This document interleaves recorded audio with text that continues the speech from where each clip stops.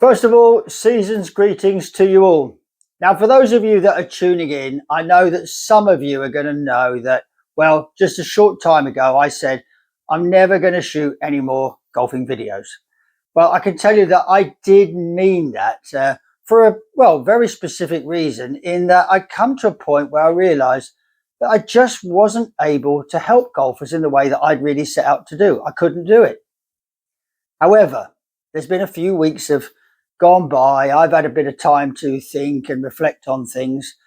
Plus, there's actually been some quite significant changes in that short period. And well, I thought, I don't know if I'm really ready to give up quite just now. And I started to form, a brand new plan, potential plan.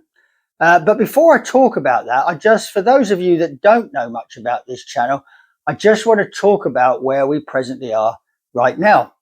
Now, obviously, I'm an old professional. I've been a tournament player, coach, custom fitter. I've done pretty much everything in the game. Let's just say like everybody else, we all have our own unique journey through golf.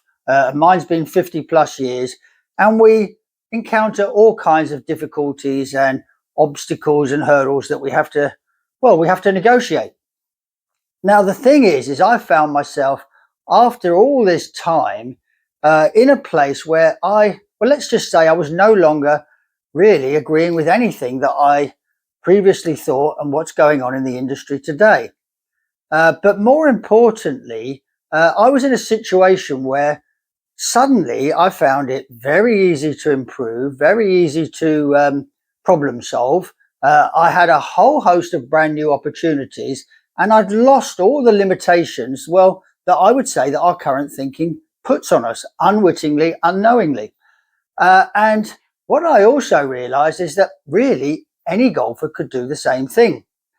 So as potentially controversial and contradictory this information is, I really felt a responsibility to be able to share this with, all golfers in the golfing industry.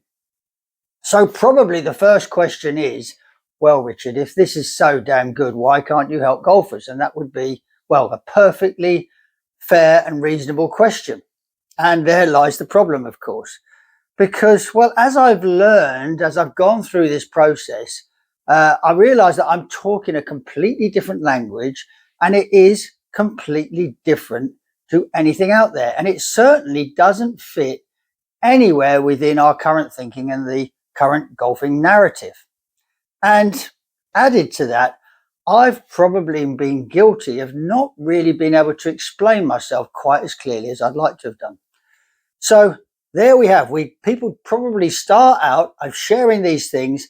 They don't understand things probably quite as intended. My fault. Maybe they're guilty of not asking the right questions and not being curious enough.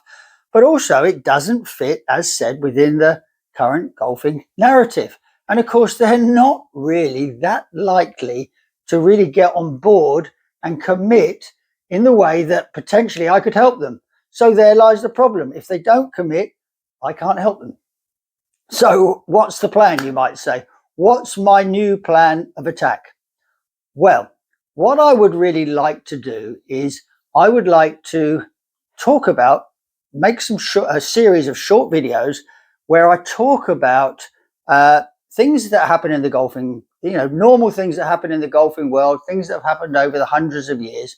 But I'd like to talk about them in, let's say a thought-provoking way where I potentially show two sides of everything.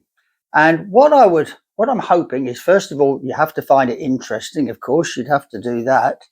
And I'm hoping you're prepared to follow my way through these series of videos. Let's see at the end of it if we all come to the same conclusion. Maybe we will, maybe we won't. Now, to set the theme, I'd like to just tell you a very short story. I'm bearing in mind I'm very bad at telling stories, but I'm going to do my best. But it's going to set the theme where you see how there's two sides to everything. Now, many years ago, as a youngster, I had a fantastic group of friends. I really did. Most of them were in Zimbabwe. And these people are a special kind of people, and they're very, let's say they live life to the full. They're hardworking. but also hard drinking, hard partying, the whole thing. And I've got to say, I love these guys, tremendous characters. I was part of this group. But there was a huge difference between them and me in the fact that these guys were great big guys, extremely strong and robust people. And they never seemed to get hangovers. They never seemed to get tired. They seemed to just really live life to the full without any problems. Whereas me, I'd been a very chronic migraine sufferer right from an early age. And of course, some of you will know that, well, actually alcohol triggers migraines. So I was the super lightweight in the group. And it was me being sick and being ill and all this. And that's what happened. But I clung on as hard as I could because I love this group. And I can tell you now that I don't think that I would have ever had the willpower to have moved away from this group if I hadn't been so chronically ill. But of course, this illness forced me in a different direction. I found myself drifting away, and I was potentially on the cusp of a whole another journey. But going back, I always stayed in touch with this group, and what happened to them is, very sadly, most of them actually died very early in life and in their late 40s. And those that didn't actually ended up suffering all kinds of chronic illnesses like dementia and Alzheimer's or whatever it was. I'm not exactly sure, but anyway, that's what happened.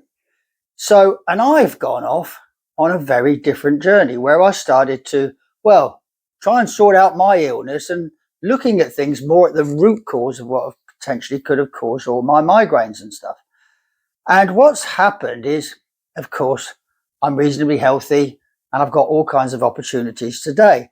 So this is the two sides of things. Is as bad as it was suffering these migraines, actually it was them that really saved my life.